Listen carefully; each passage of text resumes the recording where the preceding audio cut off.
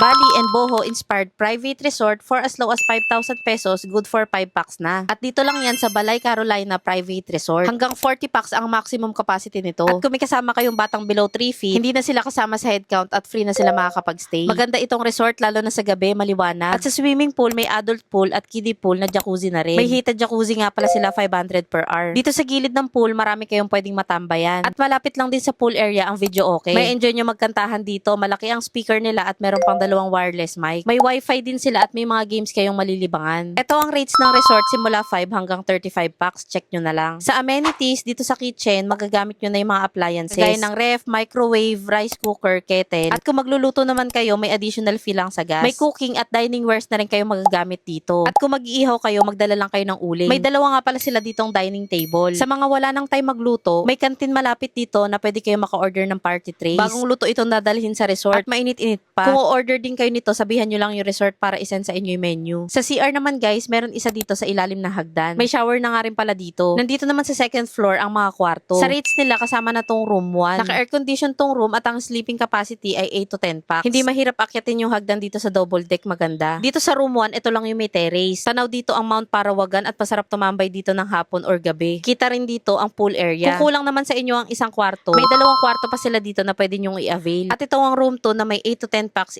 sleeping capacity rin. Yung pangatlong room naman nandito rin sa loob ng room 2. May pintuan dito papuntang room 3. Malamig ang bawat kwarto nila. At ito ang rate ng additional room. Ang pangatlong pinto naman dito sa second floor ang CR. Maganda na malapit ito sa mga kwarto. Dagdag ko nga lang din pala itong resort ay pet friendly. May fee lang na 300 pesos per pet. Kaya kung magpapabook na po kayo, mag-message lang kayo direkta sa kanilang Facebook page na may pangalang Balay Carolina Private Resort or mag-text or tumawag sa kanilang contact number. Itong resort nga pala ay pwede nyo i-book sa Grab. At kung magko-commute naman kayo, sakay lang kayo ng Montalban Louvers. At pagbaba sa Louvers, sakay lang kayo ng tricycle na pink or orange. At sabihin nyo malapit lang kayo sa entrance ng Eastwind. Sa mga may dala namang sasakyan, meron silang parking dito sa loob ng gate. At para madali nyo mahanap, ipin nyo lang sa Google Maps ang name ng resort. Kaya sa darating nyong outing, dito na rin kayo mag-book sa Balay Carolina Private Resort na located sa Eastwood Greenview, Phase 7, Barangay San Isidro, Montalban, Rizal. Malapit nga lang din pala to sa Avilon, so kaya mag-book na rin kayo.